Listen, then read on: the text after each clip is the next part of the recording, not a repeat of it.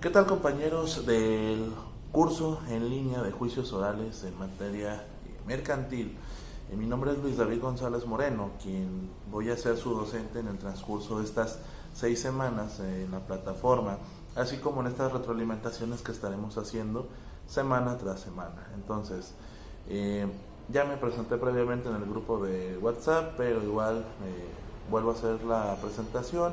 Pues mi nombre es Luis David, soy abogado egresado de la Universidad de Guadalajara, tengo una maestría en educación, soy docente universitario, mi área de especialidad es el área del derecho financiero, actualmente trabajo en una financiera como jurídico y pues previo a eso yo estuve trabajando un tiempo en el módulo de Conducef de aquí del municipio de Zaguayo y fue donde me encaminé por esta área del derecho financiero, en esta parte de trabajo en la Conducef fue cuando me gustó mucho esta materia y pues he llevado diversos tipos de juicios orales, especialmente en contra de instituciones financieras y pues estamos aquí para explicarles un poco acerca de la práctica profesional que he tenido en materia de juicios orales en materia mercantil, así como la parte, se puede decir, teórica, interpretativa del Código de Comercio, que ahorita vamos a recapitular con la primera sesión. La idea era hacer una transmisión en vivo, pero opté mejor hacerlo a través de una grabación porque es de mayor calidad el video, no se cae tanto como una transmisión en vivo y por la cuestión de los horarios, porque yo sé que la gran mayoría de ustedes trabajan y no podemos a veces coincidir con los horarios, entonces pues lo vamos a hacer de esta manera. Por eso los invito atentamente que manden sus dudas, inquietudes en el grupo de WhatsApp, así como las actividades que tienen que hacer en cada sesión, que de hecho la primera actividad va relacionada con los principios de los juicios orales en materia mercantil y que pues a continuación vamos a explicar. Bueno, en su primera lectura de las diapositivas vamos a ver las nociones generales o las disposiciones generales que tiene el Código de Comercio en cuestión de los juicios orales mercantiles. Primero que nada, pues hacer mención del año en el cual se publica la reforma al Código de Comercio, que fue en el año 2011, donde en el artículo 1390 bis y 1390 ter se adiciona esta parte de los juicios orales en materia mercantil, unos referentes a los juicios ordinarios y el otro a los juicios ejecutivos orales. Entonces, cuando surge esta reforma, previo a todo esto, esta reforma al principio estableció una cuantía para los juicios ordinarios. Hoy en día ya no hay limitación de cuantía, al menos en los ordinarios. En los ejecutivos sí hay una cuantía que es de 600,000 y algo para arriba, que ahorita lo vamos a checar. Dice, los juicios orales mercantiles, el juicio ordinario, pues como ya lo mencioné, está en el artículo 1390 bis, en el cual dice que se tramitan todos los juicios de contienda mercantil y para nosotros saber qué puede proceder a través de esta vía, pues necesitamos estrictamente saber qué es lo que se puede demandar por la vía mercantil y para eso nos vamos a remitir al artículo 75 del Código de Comercio, donde se reputan cuáles son los actos que el Código reconoce como actos de comercio. ¿Sí? Entonces, ahí en las diapositivas les hago mención de cuáles son los actos de comercio que reconoce el Código de Comercio. Esto para que ustedes identifiquen cuando estamos hablando de un acto de naturaleza mercantil y no confundirlo con algo de naturaleza civil. ¿Por qué? ¿Cuál es la diferencia esencial? Prácticamente los fines de lucro. Cuando hay una finalidad de lucro, estamos hablando de que es un acto de comercio. Si estamos hablando, por ejemplo, de una compraventa de una casa para, una casa habitación prácticamente para que las personas habiten ahí, no estaríamos hablando de un acto comercial. ¿Por qué? Porque si bien es cierto que se pretende el lucro al momento de que se hace la compraventa, yo vendo una casa y obviamente lo que quiero es obtener una ganancia, pero la otra parte no lo está haciendo con una finalidad de lucro, lo está haciendo con una finalidad de prácticamente crear su patrimonio, de usarlo quizá para que viva su familia, para que viva él. Entonces, la naturaleza del acto jurídico no es mercantil, es de naturaleza civil. Y el Código de Comercio establece que cuando exista una posibilidad de ventilar, ya sea por la vía civil o por la vía mercantil, un asunto, tiene que prevalecer la legislación en materia mercantil. Entonces, sí es importante que ustedes hagan este análisis de cuándo estamos hablando de un acto de comercio y cuándo estamos hablando de un acto de naturaleza civil. Muy bien, entonces, los juicios ejecutivos, como ya lo mencioné anteriormente, tienen una limitación de cuantía de 662.957.06 pesos. Ni un centavo más ni un centavo menos, porque si nosotros presentamos una demanda que por un centavo que no llegue a esa cuantía, pues no puede proceder por esa vía. Entonces, eso es muy importante para que ustedes lo tomen en consideración, y con una limitante de hasta 4 millones de pesos. ¿Sale? Ok. Entonces, ahora también, para nosotros saber qué procede por la vía ordinaria y qué procede por la vía ejecutiva, pues hay que saber cuáles son los casos en los cuales se puede presentar una demanda por la vía ejecutiva, y para eso nos vamos a remitir al artículo 1391 del Código de Comercio, que establece cuáles son los títulos que traen aparejada de ejecución. ¿Qué quiere decir el código con que traen aparejada de ejecución? Prácticamente aquellos documentos que por su naturaleza se pueden ejecutar desde el momento inicial cuando se dicta el famoso auto exequendo, para ordenar desde un inicio el embargo precautorio de bienes suficientes para garantizar la deuda. Entonces, el código nos establece algunos ejemplos que entre los más comunes, y yo creo que la gran mayoría ya conocemos, pues son los títulos de crédito, ¿sí? Pagarés, letras de cambio, el cheque. Esos son títulos ejecutivos, pero también hace mención de que las sentencias ejecutorias, los convenios judiciales, los convenios celebrados en Profeco y Conducef, que de hecho aquí un pequeño paréntesis, también en la fracción última de este artículo dice que los demás documentos que por disposición de ley tengan el carácter de ejecutivos. Un ejemplo de estos podría ser un dictamen técnico que emite la Conducef. No es un convenio, es una valoración técnica jurídica que realiza la Conducef sobre algún asunto que se tramitó en esa instancia, alguna reclamación ante la Conducef que se va a dictamen técnico. Puede tener dos opciones: una que simplemente sea un dictamen técnico o una valoración acerca del asunto, o que Conducef diga, ¿sabes qué? Institución financiera, tú incumpliste una parte del contrato, entonces se te ordena que pagues la cantidad que te está exigiendo el usuario. Entonces, en esos casos, pues el dictamen técnico tiene un valor de título ejecutivo y se le tiene que dar continuidad. ¿Sí? Se puede tramitar por la vía ejecutiva, pero tomando en cuenta que si lo queremos meter por la vía oral, tiene que tener esta limitación de cuantía. ¿Sale? Entonces, diferencias: el juicio ordinario oral no tiene limitación de cuantía, anteriormente sí la tenía, y el juicio ejecutivo sí tiene limitación de los 600 a los 4 millones de pesos.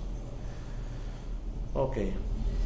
En esta parte de las disposiciones generales hace referencia de que todas las resoluciones definitivas dictadas dentro del juicio oral mercantil no procede ningún recurso ordinario alguno. Entonces, ¿qué podemos hacer si nosotros no estamos conformes con la resolución definitiva? Pues para eso existe el juicio de amparo, que en este caso sería el amparo directo, por la cuestión de que es un acto administrativo o una resolución que pone fin a un procedimiento judicial. Por eso se tramita el amparo directo, que recordemos que se presenta ante quién, ante la autoridad responsable. Yo llevo un juicio oral mercantil en la ciudad de Morelia, Michoacán, se dicta sentencia en la cual no estoy de acuerdo con la resolución que dictó la autoridad. En ese caso yo presento mi amparo directo, no en el tribunal colegiado. El tribunal colegiado va a resolver, sí, pero se tiene que presentar ante la autoridad responsable y la autoridad responsable lo remite al tribunal colegiado para que ellos resuelvan, ¿sale? Entonces es muy importante que lo tengan en cuenta porque en este tipo de juicios, pues ya lo mencioné, no procede recurso alguno, y esto en materia de amparo va relacionado con el principio de definitividad. ¿Qué quiere decir esto? El principio de definitividad te dice que el amparo procede únicamente cuando ya se agotaron las instancias previas, y en este caso, como no hay ningún tipo de recurso que prevea el Código de Comercio, al menos en los juicios orales mercantiles, pues se puede ir directamente al amparo.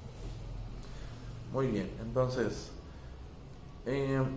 hay un recurso que se puede interponer de forma oral en la audiencia de juicio, que estas audiencias las vamos a ver subsecuentemente, que es la aclaración de sentencia, que no es otra cosa más que pedirle al juez que sea un poco más transparente, un poco más entendible en algunos aspectos que a lo mejor pudiera haber mala interpretación o dudas por parte de alguna de las partes. Entonces esta se puede solicitar de forma oral dentro de la audiencia.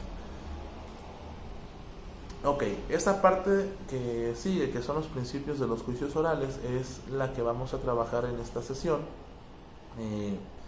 Si existiera alguna duda, pues ya saben que me pueden hacer las preguntas que estimen convenientes. Bueno, los principios de los juicios orales se rigen por esencialmente 7 principios, que son el principio de oralidad, que, bueno, ahí lo manifiesta, que son el principio de oralidad, dice que los actos procesales de las partes pueden manifestarse de forma oral dentro de las audiencias. Pues está bastante sencillo, o sea, en las audiencias el abogado tiene que manifestar sus pretensiones de forma oral, cosa que anteriormente no se hacía. Los que recuerden el sistema tradicional, muchas veces ni siquiera llegábamos a conocer ni siquiera al juez en cuestión, porque todo era por escrito, resolvía el secretario de acuerdos, las audiencias las celebrábamos con el secretario de acuerdos y no existía esta intervención del juez directamente, y de hecho pues prácticamente todo era en base a la argumentación que se hacía de forma escrita. En estos casos la argumentación cambia a un sistema oral, en el cual pues yo les recomiendo que fuera de este curso, de este taller, se prepararan un poco en materia de oralidad, en materia de oratoria, en materia de argumentación de forma oral, porque pues es algo que ya exige este nuevo sistema. Entonces, la publicidad pues hace mención de que los actos procesales tienen que ser públicos. ¿Cómo se hacen públicos? Pues con la facilidad que le pueden dar a la audiencia de ingresar a una audiencia oral, y que esas a su vez son videograbadas. ¿Sí? Eso es muy importante que lo tengan en cuenta. Las audiencias orales son videograbadas precisamente por las cuestiones de publicidad y de transparencia.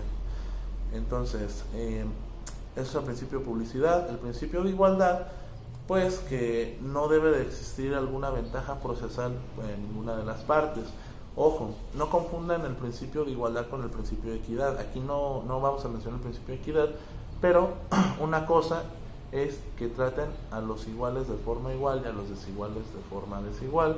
La equidad, bueno, la igualdad es prácticamente parejo para todos, y la equidad es de forma proporcional. Me explico. En materia mercantil, ¿por qué existe la igualdad? Porque se entiende que no hay una ventaja procesal por las partes. Estamos hablando que las partes son comerciantes, entonces no hay como cierta ventaja de uno por encima del otro.